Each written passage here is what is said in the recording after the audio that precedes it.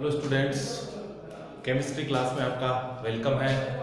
Previous lecture पे अपन ने पढ़ लिया था बेटा, ईथर के निर्माण की विधियां पढ़ रहे थे। उसमें अपन ने दो मेथड उसकी पढ़ ली थी, एक तो विलियमसन सतत ईथरीकरण और दूसरा सिल्वर ऑक्साइड से जब एल्किल हैलाइड की अभिक्रिया करवाते हैं तो आपके पास किसका निर्माण होता है बेटा, ईथर का। नेक्स्ट देखिए बेटा, ईथर के निर्माण की विधियों में नेक्स्ट थर्ड है विलियमसन संश्लेषण। विलियमसन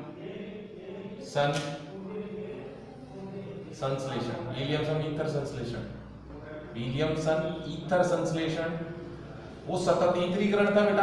देखिए इसमें और उसमें क्या डिफरेंस है, क्या इन दोनों में क्या अभिक्रियाओं में क्या डिफरेंस है, कैसे ये पूर्ण, वो बताइए अपन ने। इसमें आपको पता चलेगा कि ये अभिक्रिया कैसे पूर्ण होती है। तो देखिए बेटा, विलियमसन ईथर संश्लेषण में क्या होता है, जब एल्किल हैलाइड की अभिक्रिया CH3CH2Br एल्किल हैलाइड की अभिक्रिया सोडियम या पोटेशियम एथोक्साइड एल्कोक्साइड सोडियम या पोटेशियम एल्कोक्साइड के साथ करवाते हैं तो आपके पास ईथर का निर्माण होता है। क्लियर? ये आपके पास ये सोडियम एथोक्साइड है, एल्किल हैलाइड एथिल ब्रोमाइड है, इसकी रिएक्शन करवाई आपने तो आपके पास किसका निर्माण हुआ बेटा, आपके पास निर्माण हुआ, देखिए बेटा, CH3 CH2O CH2 CH3 plus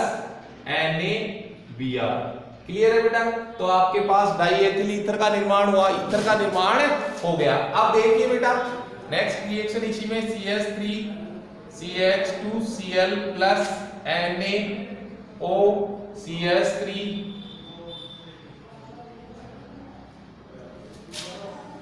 sodium butoxide. Clear है? जैसे ये एथोक्साइड सोडियम एथोक्साइड था, यही क्या है बेटा आपके पास सोडियम ब्यूटोक्साइड, तृतीयक सोडियम ब्यूटोक्साइड है। इसकी भी रिएक्शन जब आप करवाते हैं तो आपके पास किसका निर्माण होगा बेटा, आपके पास ईथर का निर्माण होगा, CH3 CH2O CH3 और CH3। क्लियर है? ये आपके पास ईथर का निर्माण हुआ। अब देखिए बेटा आगे, CH3 CH2 CH3 Cl plus NaO CH2 CH3 जब रिएक्शन करवाई तो आपके पास क्या हो गया बेटा, आपके पास निर्माण हो गया CH3O CH2 CH3। क्लियर है बेटा? ईथर का निर्माण हो गया, एथोक्सी एथेन हो गया। अगर अपन बात करेंगे एथोक्सी एथेन हो गया, इसमें अगर अपन बात करेंगे तो ये आपके पास ये वाला क्या है बेटा, ये भी 2 एथोक्सी प्रोपेन हो गया। और इसी प्रकार से आप इनके नाम लिख सकते हैं बेटा, ये इसको कार्बन चेन ये वाली, तो आपके पास क्या हो गया, 1 2 नंबर पर एथोक्सी है और क्या है, मेथिल है। तो जो भी पहले आएगा एथोक्सी और मेथिल में ही पहले आता है, तो 2 एथोक्सी 2 मेथिल प्रोपेन, आपके पास इसका आईयूपीएसी नाम ये हो गया। अब देखिए बेटा, जब विलियमसन ईथर संश्लेषण अभिक्रिया डिफरेंस हो जाती है, कैसे हो जाती है इसका आप देखेंगे बेटा, कि जब विलियमसन ईथर संश्लेषण में आप एल्किल हैलाइड 1 डिग्री 2 डिग्री न लेके जब एल्काइल हैलाइड 3 डिग्री लेते हैं तो उत्पाद ईथर के स्थान पर एल्कीन प्राप्त होता है, एल्कीन प्राप्त होता है। देखिए बेटा क्यों ऐसा हुआ, देखो CH3 CH3 CH3 CH3 Cl, ये आपके पास एक तृतीयक एल्किल हैलाइड है, इसकी रिएक्शन करवा दी आपने किससे बेटा, NaO CH2 CH3 sodium ethoxide से करवा दी। तो आप कहेंगे सर ये NaCl निकल गया, ये आपके पास ईथर बन गया। नहीं बेटा, यहां पर आपके पास क्या है, ये 3 डिग्री एल्काइल हैलाइड है। क्या है बेटा, 3 डिग्री एल्काइल हैलाइड है। अब देखो बेटा होता क्या है, 3 डिग्री एल्काइल हैलाइड में क्या होता है, ये अभिक्रिया जो है ये नाभिक स्नेही प्रतिस्थापन अभिक्रिया का ये एग्जांपल है। तो इसमें क्या हो गया बेटा, ये प्रबल क्षार की उपस्थिति हो गई यहाँ पे। तो प्रबल क्षार की जो उपस्थिति होगी तो पहले क्या होता है, CX बंध का विखंडन हो जाता है। उस CX बंध के विखंडन से क्या बना आपके पास, CH3 CH3 CH2H और ये कार्बोकेटाइन बन गया प्लस Cl माइनस। क्लियर बेटा, प्लस Cl माइनस। अब देखिए बेटा होता क्या है, यहां से ये Na प्लस L है, माइनस आपको सबको पता है, तो क्या होता है, ये तो इसके साथ रिएक्ट होके क्या बनाएगा बेटा, ये इसके साथ रिएक्ट होके NaCl बन गया प्लस वो आपके पास क्या बचा हुआ है, एथोक्साइड बचा हुआ है। अब देखो बेटा इसमें क्या होता है, इसमें यहां वाला हाइड्रोजन ये इलेक्ट्रॉन यहां डोनेट कर देता है और डबल बॉन्ड का फॉर्मेशन कर देता है, विलोपन हो गया। तो क्या हुआ, CH3 double bond CH2। Clear है, प्लस अब देखो बेटा आपके पास H प्लस निकला हुआ, H प्लस इस O माइनस CH3 से जुड़ के क्या बना लेता है बेटा, एथेनॉल CH3 CH2OH। तो इस अभिक्रिया में उत्पाद आपको क्या मिला बेटा, एल्कीन, न कि क्या मिला आपको, ईथर। क्लियर है, ईथर की जगह आपको उत्पाद क्या मिला बेटा, आपको उत्पाद मिला बेटा एल्कीन। यहां पर इसका निर्माण हुआ बेटा, एल्कीन का आपके पास निर्माण हो गया। इस अभिक्रिया को आप कहते हैं बेटा क्या, विलियमसन ईथर संश्लेषण। इस अभिक्रिया में फिर से मैं आपको बताऊं तो इस अभिक्रिया में होता क्या है बेटा कि जब आप एल्किल हैलाइड की अभिक्रियाएं सोडियम एथोक्साइड या पोटेशियम एथोक्साइड से सोडियम एल्कोक्साइड या पोटेशियम एल्कोक्साइड से करवाते हैं तो आपके पास ईथरों का नाभिक स्नेही प्रतिस्थापन अभिक्रियाओं के फलस्वरूप ईथर का निर्माण होता है। सामने आपने देखा हो गया। अब इधर बचा एक कैसा ही हो, इससे कोई रिलेटेड नहीं है कि सर ये कैसा इधर ब्रांचिंग नहीं, ऐसा इससे ये अपने पास क्या होता है बेटा, जब आप 1 डिग्री और 2 डिग्री एल्किल हैलाइड लेते हैं तो नाभिक स्नेही प्रतिस्थापन अभिक्रियाओं के फलस्वरूप आपके पास क्या हो गया बेटा, आपके पास ईथर का निर्माण हो गया। यहां भी नाभिक स्नेही प्रतिस्थापन होती है लेकिन अभिक्रियाएं क्या हो जाती है बेटा, SN1 का रूप ले लेती है। अब देखो बेटा इसमें क्या हो गया, फिर नाभिक स्नेही प्रतिस्थापन है लेकिन यहां विलोपन का रूप आ जाता है। होता क्या है उसमें कि जब एल्किल हैलाइड 3 डिग्री हो तो उत्पाद ईथर के स्थान पर क्या प्राप्त होता है बेटा, एल्कीन प्राप्त होता है। 3 डिग्री लिया, ये आपके पास सोडियम एल्कोक्साइड ले लिया तो क्या होता है, बॉन्ड डिसोसिएट होकर क्या बन गया, कार्बोकेटाइन बन गया, कार्बोकेटाइन प्लस Cl माइनस। अब ये Na प्लस Cl से तो क्या निकल गया, NaCl, ये बच गया आपके पास। यहां से ये एलिमिनेशन होगा हाइड्रोजन का तो ये क्या करेगा, अपने ये इलेक्ट्रॉन यहां वाले यहां डोनेट करके बाहर H प्लस की फॉर्म में, तो ये फॉर्म और क्या बन गया बेटा आपके पास, एल्कीन का निर्माण। तो ये थी आपके पास ईथर के निर्माण की सामान्य विधियां, उनके निर्माण की सामान्य विधियां। निर्माण की विधियां अपन ने पढ़ ली। अब बेटा अपन पढ़ेंगे ईथर के भौतिक गुणधर्म, physical properties of ether, ether की फिजिकल प्रॉपर्टीज, उसके भौतिक गुणधर्म के बारे में। तो ईथर क्या होते हैं बेटा, मीठी गंध वाले द्रव होते हैं, स्वीट स्मेलिंग आती है इनमें। मीठी गंध वाले क्या होते हैं बेटा, ये द्रव होते हैं। अब देखिए बेटा ये जल में विलय होते हैं, परंतु कार्बनिक विलायकों में क्या होते हैं, पूर्ण रूप से विलय। जल में तो विलय रहते ही है लेकिन कार्बनिक विलायकों में ये ज्यादा विलय होते हैं। अब देखो बेटा आगे डाइएथिल ईथर की संरचना, कई बार बोर्ड में पूछ लेता है कि इसकी संरचना बनाइए, इसकी संरचना कैसे होती है। देखो बेटा इसकी संरचना से रिलेटेड एक क्वेश्चन भी अपने पास कई बार आ जाता है। तो देखिए बेटा ईथर में आपको पता है कि ऑक्सीजन परमाणु पर लोन पेयर ऑफ इलेक्ट्रॉन होता है। डाइएथिल है तो ethyl CH2 CH3 CH2 CH3 और ये जो बंद कोण होता है ये होता है बेटा 110 डिग्री। कितना होता है बेटा, 110 डिग्री। ये आपके पास डाइएथिल ईथर की संरचना है। ईथर का जो ऑक्सीजन परमाणु होता है बेटा, इसमें कौन सा संकरण हो गया, 1 2 1 लोन पेयर 2 लोन पेयर, तो 4 सिग्मा बॉन्ड। इसका मतलब कौन सा हो गया बेटा, sp3 संकरण। तो कई बार सीधा क्वेश्चन पूछेगा कि ईथर का जो ऑक्सीजन परमाणु होता है, ईथर का जो ऑक्सीजन परमाणु होता है उसमें कौन सा संकरण, तो sp3 संकरण। फिर अगर अपन बात करेंगे, देखो बेटा ईथर का जो बंध कोण है वो कितना है बेटा, 110 डिग्री का बंध कोण होता है और इसके ऊपर ऑक्सीजन के ऊपर क्या है बेटा, लोन पेयर ऑफ इलेक्ट्रॉन उपस्थित है। अब देखिए बेटा जब संकरण sp3 होता है, अगर अपन बात करें तो बंध कोण का मान चतुष्फलकीय, बंध कोण संरचना चतुष्फलकीय होती है और बंध कोण का मान कैसा होता है बेटा, 109 डिग्री 27 मिनट होता है। लेकिन ईथर में बंध कोण का मान 110 डिग्री, जैसे sp3 संकरण होता है तो बंद कोण का मान 109 डिग्री 27 मिनट या 28 मिनट होता है, बट ईथर में जो बंद कोण है वो 109 डिग्री से क्या है बेटा ज्यादा है। ऐसा क्यों हुआ कि ईथर में बंद कोण का मान क्या हो गया बेटा ज्यादा हो गया।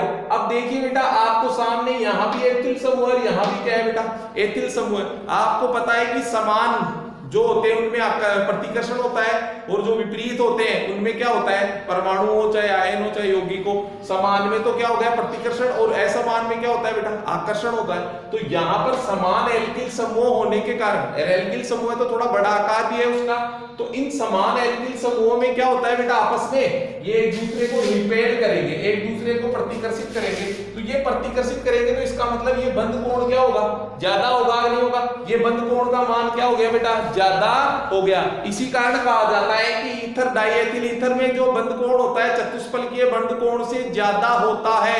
क्यों होता है, क्योंकि ईथर में एल्किल समूह या डाइएथिल ईथर में एथिल समूह के आपस में समान होने के कारण आपस में प्रतिकर्षण के फलस्वरूप बंद कोण का मान क्या हो जाता है बेटा ज्यादा होता है। नेक्स्ट देखिए बेटा अगर अपन बात करेंगे तो केमिकल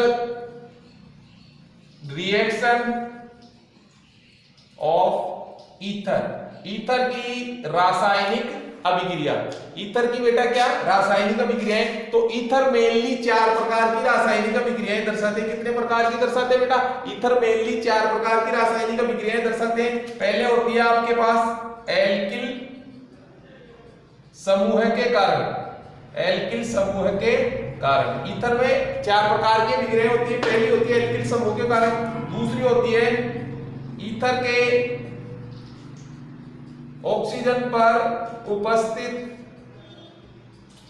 लोन पेयर के कारण, भाई ऑक्सीजन पर लोन पेयर है इसके कारण भी अभिक्रियाएं के कारण। नेक्स्ट है देखो बेटा तीसरे प्रकार की CO बॉन्ड विखंडन, बंध विखंडन, ये बंध विखंडित होता है तब प्रकार के अभिक्रियाएं। और चौथा है बेटा अदर रिएक्शन, अन्य अभिक्रियाएं। चौथा कौन सा है बेटा अन्य अभिक्रियाएं, अदर रिएक्शन। चौथी प्रकार की अभिक्रियाएं अन्य रिएक्शन। तो सबसे पहले स्टार्ट करेंगे ईथर की केमिकल प्रॉपर्टीज में अपन स्टार्ट करेंगे बेटा एल्किल समूह के कारण, एल्किल समूह के कारण होने वाली अभिक्रिया, एल्किल समूह के कारण होने वाली अभिक्रिया। और इसमें आपके पास एल्किल समूह के कारण होने वाली अभिक्रियाओं में मात्र आपके पास एक रिएक्शन है बेटा हेलोजनीकरण। क्या है बेटा हेलोजनीकरण। देखिए बेटा जब डाइएथिल ईथर की अभिक्रिया CH3CH2, बहुत इंपॉर्टेंट है, बोर्ड में बहुत बार क्वेश्चन आता है, अभी बताऊंगा कैसे क्वेश्चन आता है और क्यों इंपॉर्टेंट है। जब डाइएथिल ईथर की अभिक्रिया आप करवाते हैं किससे बेटा हेलोजन Cl2 से, Cl2 से आपने इसकी रिएक्शन करवा दी बेटा अंधेरे में, अंधेरा डार्क, अंधेरे में आपने इसकी क्या करवा दी रिएक्शन करवा दी डार्क।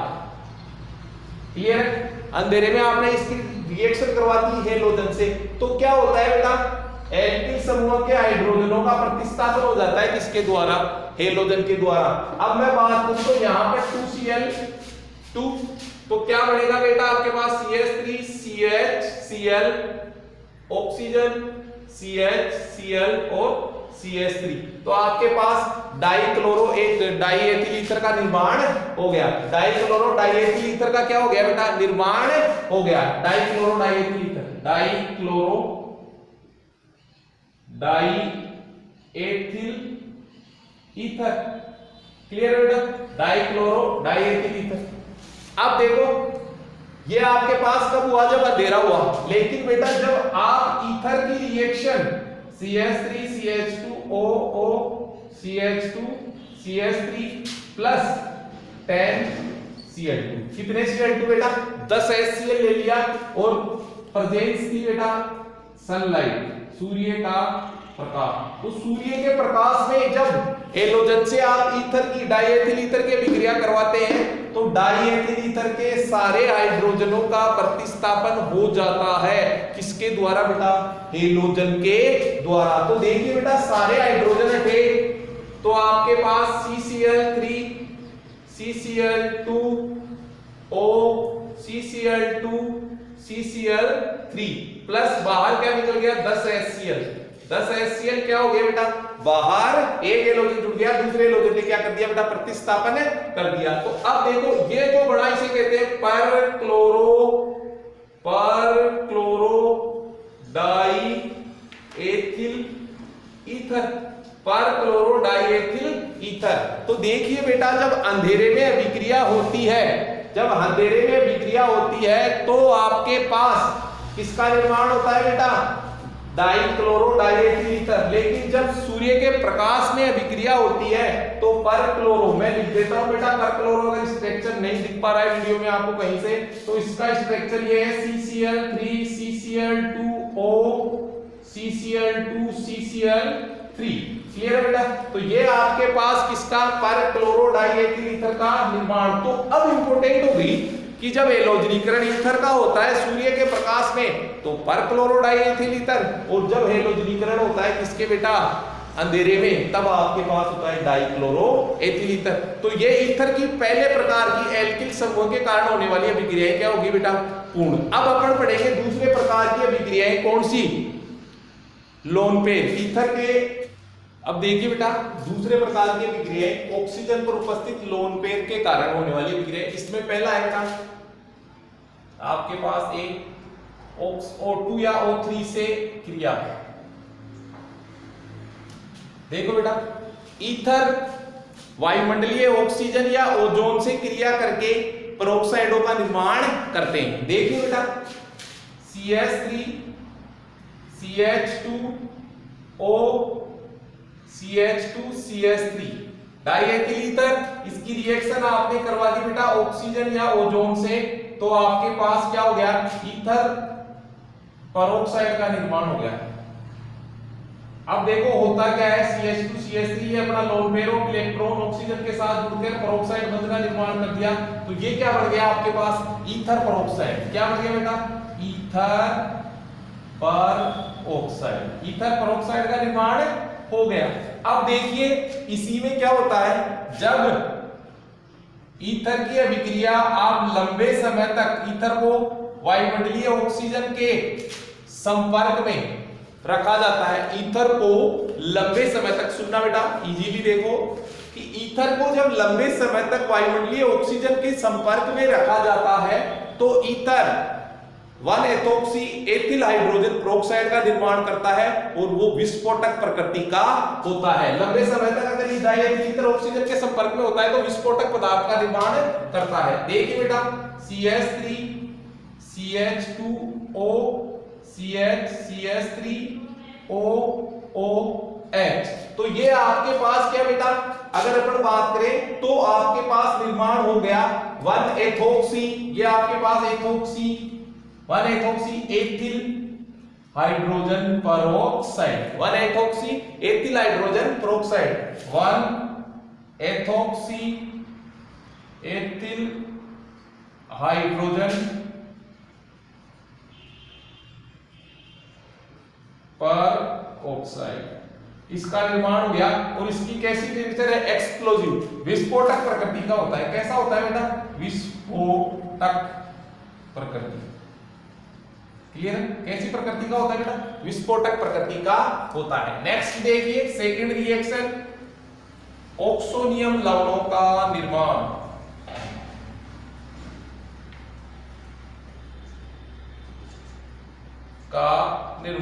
अब सुनिए बेटा ऑक्सोनियम लवणों का निर्माण कैसे क्या होता है।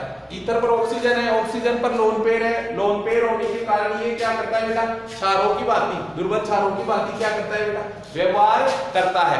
अब अगर अपन बात करें तो ये क्षार है, इसकी अभिक्रिया किसी अम्ल से करवाएंगे तो लवण बनेगा, और लवण कौन सा बनता है बेटा, ऑक्सोनियम लवण बनता है। देखिए CH3 CH2O CH2 CH3, इसकी रिएक्शन करवा दी H2SO4 से, H2SO4, तो ये क्या होता है बेटा, H2SO4 से रिएक्ट होगा तो अम्ल क्या देते हैं, अम्ल H+ देते हैं। तो देखिए क्या हो गया, CH3 CH2O, इसने अपना H+ को दे दिया लोन पेयर, प्लस इस पे CH2 CH3 और बचा हुआ क्या है HSO4 माइनस। तो ये क्या हो गया आपके पास diethyl ether oxonium diethyl ether hydrogen sulphate. Clear है बेटा? Diethyl ether oxonium hydrogen sulphate का क्या हो गया बेटा आपके पास निर्माण हो गया।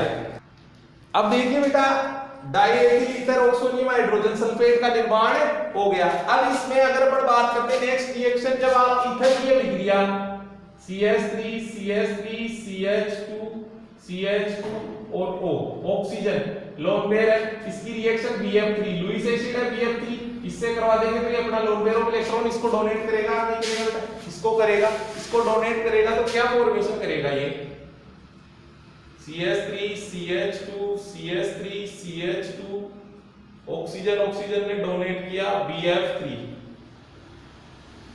तो ये क्या हुआ बेटा boron trifluoride etherate, boron try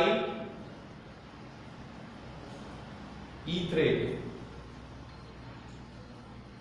boron trifluoride etherate का क्या हो गया बेटा आपके निर्माण। तो इस प्रकार से जब आप ईथर की अभिक्रिया उसके ईथर की अभिक्रिया अपन अम्लों से करवाते हैं तो उसके ऊपर उपस्थित लोन पेयर के कारण वो क्या करता है बेटा ऑक्सोनियम लवणों का क्या करता है निर्माण। तो ये थी ईथर की दूसरे प्रकार की अभिक्रियाएं। अब पढ़ेंगे ईथर की तीसरे प्रकार की उसके CO बंध के विखंडन के कारण होने वाली अभिक्रिया। एक और अभिक्रिया इसी में देख लेते हैं बेटा कि जब ईथर की अभिक्रिया CH3 CH2O CH2 CH3 ether की अभिक्रिया आप करवाते हैं किससे? आप करवाते हैं बेटा HCl से। तो HCl H+Cl- तो क्या हुआ CH3 CH2O CH2 CH3 और ये क्या हो गया H+ इसके साथ इसने डोनेट कर दिया अपना और क्या हो गया Cl। तो ये क्या बन गया बेटा diethyl ether hydrogen chloride. Clear है बेटा? क्या बन गया डाइएथिल ईथर हाइड्रोजन क्लोराइड का फॉर्मेशन हो गया। तो इस प्रकार से आपके पास ऑक्सोनियम लवणों का क्या हो गया बेटा diethyl ether oxonium chloride, diethyl ether oxonium chloride. Clear है बेटा? इस प्रकार से आपके पास किसका निर्माण हो गया बेटा ऑक्सोनियम डाई, इसका नाम होगा डाइएथिल ईथर ऑक्सोनियम क्लोराइड। इस प्रकार से आपके पास निर्माण हो गया ऑक्सोनियम लवणों का। अब अपन तीसरे प्रकार देखिए बेटा नेक्स्ट थर्ड टाइप की ईथर की जो रिएक्शन है वो CO ईथर का जो CO बॉन्ड होता है उसके बंध के विखंडन से होने वाली अभिक्रिया। इसमें अपने पास एक ही टाइप की रिएक्शन है और वो इंपॉर्टेंट रिएक्शन है, मैं आपको कह देता हूं RBSE2K21। RBSE बोर्ड में आपके कंफर्म ये मान के चलना आपके क्वेश्चन आ रहा है इस पॉइंट से। तो देखो बेटा जब HX से आप ईथर की अभिक्रिया करवाते हैं तो आपके पास एल्कोहल और एल्किल हैलाइड का निर्माण होता है। देखिए अगर मैं बात करूं आपने CH3 या फिर अपन बात करते हैं जैसे ROR प्लस HX, तो इसकी रिएक्शन करवाई तो क्या हुआ बेटा ये आपके पास ROH plus RX alkyl halide का निर्माण हो गया। क्लियर बेटा? आपके पास ROX एल्कोहल और एल्काइल हैलाइड का निर्माण हो गया। जब ईथर की रिएक्शन किससे करवा दी बेटा ईथर की रिएक्शन करवा दी आपने HX हाइड्रोजन हैलाइड से किया। HX मतलब हाइड्रोजन हैलाइड। अब अगर सबसे पहले बात करेंगे तो HX की क्रियाशीलता का क्रम पूछते हैं। HX की क्रियाशीलता क्रम, क्रियाशीलता तो आपको पता है आयोडीन का बड़ा आकार तो बड़ा टूटेगा जल्दी, जल्दी टूटेगा तो क्रियाशीलता भी क्या होगी बेटा ज्यादा HF। ये इसकी क्रियाशीलता का क्रम हो गया HX का। अब देखिए बेटा इसमें क्या होता है सममित ईथर से रिएक्शन। पहले मैं आपको बताऊं सममित ईथर से क्रिया। अब देखो CH3 CH2O CH2 CH3 plus HI मान। क्लियर बेटा? अब देखो बेटा अब आपको यूं लग रहा है कि सर ये बॉन्ड टूटता है या ये बॉन्ड टूटता है। तो देखिए बेटा यहां सममित है, इधर वाला तोड़ो चाहे इधर वाला तोड़ो, किधर से ही तोड़ेंगे अपन। तो आपके पास क्या हुआ बेटा ये देखो ये बॉन्ड टूटा यहां से तो आपके पास CH3 CH2OH ethanol plus CH3 CH2I। ये आपके पास किसका निर्माण हो गया बेटा? एथेनॉल और एथिल आयोडाइड का क्या हो गया? निर्माण हो गया सम्मित ईथर की रिएक्शन करवाने पर। लेकिन जब आप करवाते हो बेटा CH3 CH2O CH3, ये क्या हो गया बेटा आपके पास? असम्मित ईथर। क्या हो गया बेटा? असम्मित ईथर हो गया। तो असम्मित ईथर के केस में क्या होता है, जब आप इसकी रिएक्शन HI से करवाते हैं तो देखिए बेटा बहुत इंपॉर्टेंट, असम्मित ईथर से जब HI से रिएक्शन करवाते हैं तो छोटा एल्किल समूह किसके साथ जाता है बेटा? हेलोजन के साथ जाता है। ये बात आप इंपॉर्टेंट मान लो, इसको सबसे इंपॉर्टेंट कि छोटा एल्किल समूह किसके साथ जाएगा बेटा? मतलब आयोडीन के साथ या हेलोजन के साथ छोटा एल्किल समूह बाहर निकलता है। अब देखिए बेटा CH3 CH2OH प्लस CH3I, तो छोटा एल्किल समूह किसके साथ चला गया बेटा? आयोडीन के साथ बाहर चला गया। तो आपके पास मेथिल आयोडाइड और एथेनॉल का निर्माण हो गया। अब देखिए बेटा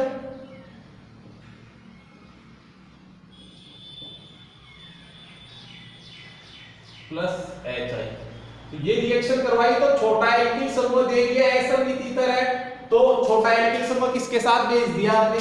तुरंत भेज दिया CH3 CH2I प्लस CH3 और OH, ये एल्कोहल और एल्किल आयोडाइड का निर्माण हो गया।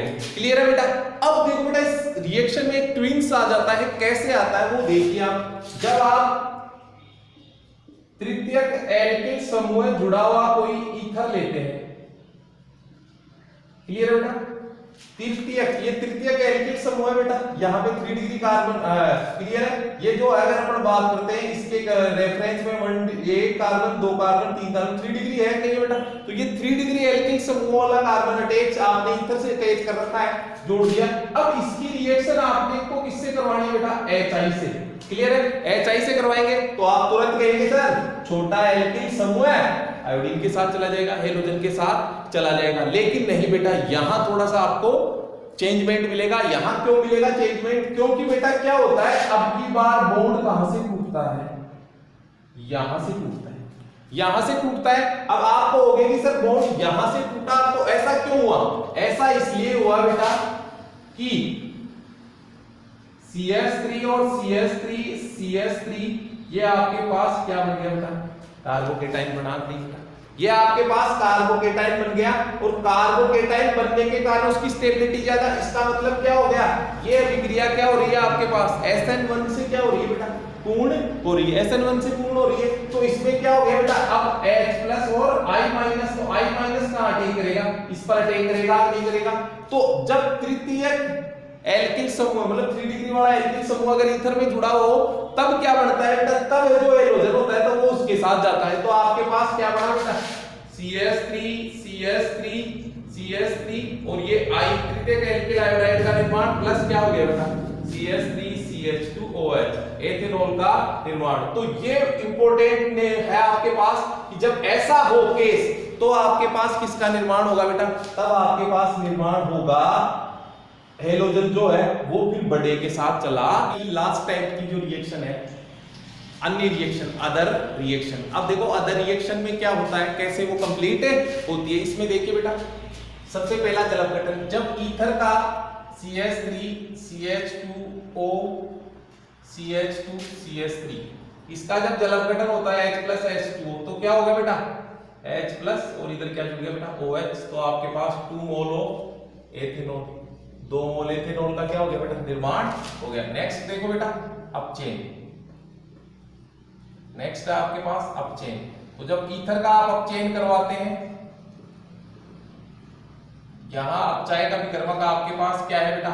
आपके पास है अपचायक का विकर्मक आपके पास NaNH3 है।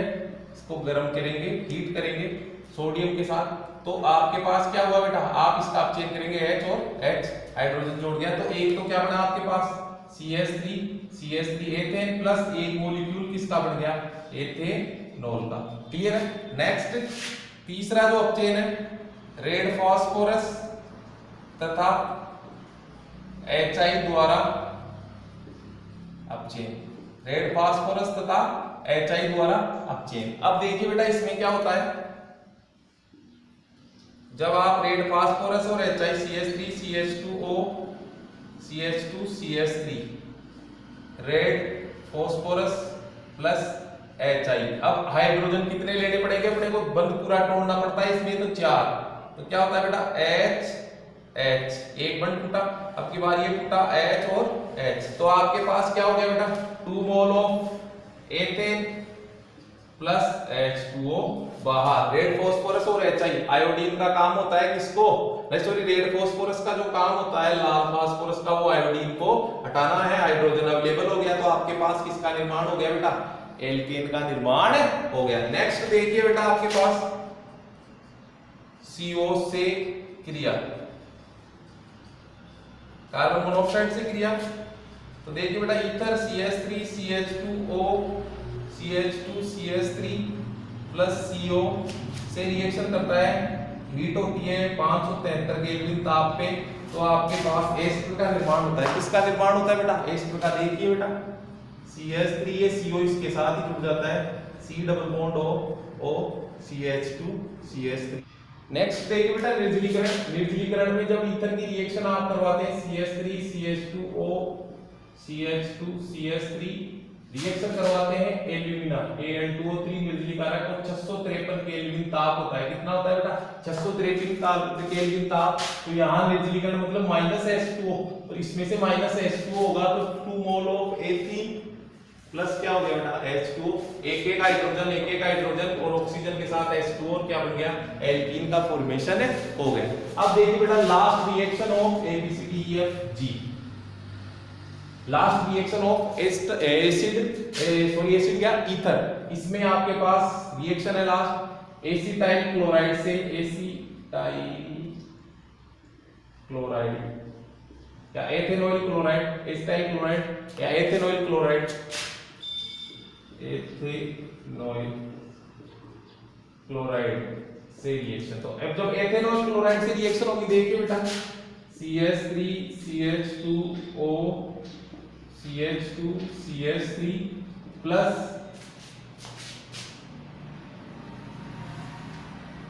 इसकी reaction एथेनॉइल CH3 CH2 CO Cl से करवाते हैं। क्लियर है बेटा। तो इससे जब रिएक्शन होती है तो ये क्या निकल गया, एल्किल हैलाइड तो बाहर, और किसका फॉर्मेशन CH3 CH2। देखिए बेटा CH3 CH2 C double bond O, और क्या बचा हुआ है आपके पास O CH2 CH3 plus CH3 CH2 Cl। तो ये किसका फॉर्मेशन हो गया बेटा, एस्टर का फॉर्मेशन हो गया। तो इस प्रकार से ये थी ईथर की जो कुछ रिएक्शन जिसमें अपन ने उसका निर्जलीकरण, जल अपघटन, अपचयन, रेड फास्फोरस HI से CO से रिएक्शन, और acetyl chloride ethanoyl chloride acid halide से उसकी अभिक्रियाएं। तो ये थी बेटा आपके पास एसिड ईथर की अभिक्रियाएं। इसी के साथ आपका एल्कोहल, फिनोल और ईथर वाला चैप्टर कंप्लीट हो गया। ये चैप्टर आपका क्या हो गया बेटा, कंप्लीट हो गया है। तो सो गाइस मैं आपसे फिर कह रहा हूं कि जिन बच्चों के जितने भी डाउट है इस चैप्टर के एल्कोहल, फिनोल और ईथर के, वो आप कमेंट बॉक्स में डालिए, मेरे पर्सनल व्हाट्सएप पे व्हाट्सएप कीजिए, और जैसे आप करेंगे तो मैं इसके आगे की जो नेक्स्ट क्लास होगी वो कन्वर्जन से कुछ क्वेश्चन, अपन अंतर परिवर्तन कन्वर्जन के क्वेश्चन आपको सिखाऊंगा कि कैसे मेथेनॉल से एथेनॉल बनता है, एथेनॉल से मेथेनॉल बनता है, और भी अदर कन्वर्जन है आपके पास, वो कन्वर्जन में आपको बताऊंगा कैसे। तो मैं आपसे फिर कह रहा हूं कि जितने भी आपके पास डाउट है, जो भी डाउट है, कोई भी डाउट है, वो आप मेरे को कमेंट बॉक्स में डालिए, जिससे मैं एक अलग से आपको डाउट की क्लास क्लियर करके वापस से उसको क्या कर दूंगा बेटा, अपलोड कर दूंगा। तो आप जरूर इसको कंटिन्यूअसली क्या करते रहे बेटा, देखते रहे। प्रीवियस लेक्चर पे भी कुछ बच्चों ने जो मैंने टेस्ट फील्ड के वो ऑपरेट किया था, उस टेस्ट को बहुत सारे बच्चों ने ऐसे ही नेग्लिजिबल करके या कुछ ने दिया कुछ ने नहीं दिया।